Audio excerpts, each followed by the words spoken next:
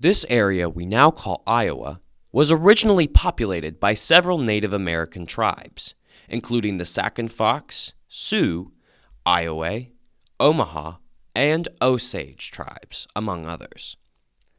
The first Anglo-European settlers to come to central Iowa were the French fur trappers and traders.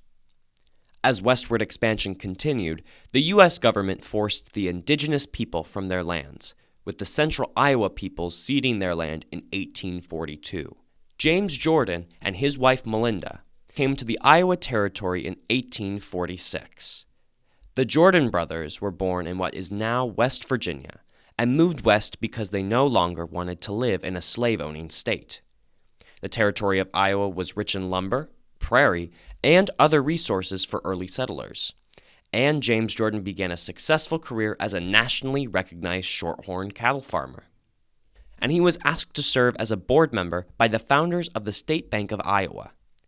Jordan ultimately served 2 terms in the Iowa Senate, beginning in 1854. He also served 1 term in the Iowa House of Representatives. Jordan's 4 years as a state senator were a time of incredible change, and Jordan played a key role in moving the state capital from Iowa City to Des Moines, as well as rewriting the Iowa Constitution to express Iowa as a free state. Jordan represented the southwest corner of the state, bringing him into contact with other abolitionists working on the Underground Railroad. The Fugitive Slave Act of 1850 was designed to strengthen previous laws which Southern slave owners felt were too lax. One reaction to these laws was an increase in people helping freedom-seeking slaves reach Canada via the Underground Railroad. Since Jordan's Senate territory bordered Missouri, a slave state, as well as the territory of Nebraska, he had a lot of experience with abolitionists, including John Brown. John Brown, a radical abolitionist, stayed with the Jordan family multiple times, and during at least 2 of these visits, escorted former slaves he had liberated from their owners.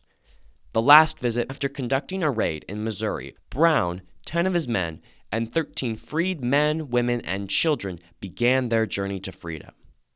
They stayed at the Jordan House. 10 months later, John Brown was executed after his failed raid on Harper's Ferry, Virginia. Jordan's successes as a cattle rancher made him eager to find more efficient ways to move his animals to market, and he worked with the Rock Island and Milwaukee railroads to bring a spur near his property, platting out and sponsoring what we now know as Valley Junction. West Des Moines is a vibrant, diverse community today, thanks in no small part to the influence of one of its early settlers, James Jordan. We thank you for visiting today and learning more about James Jordan, his family, and the times they lived in.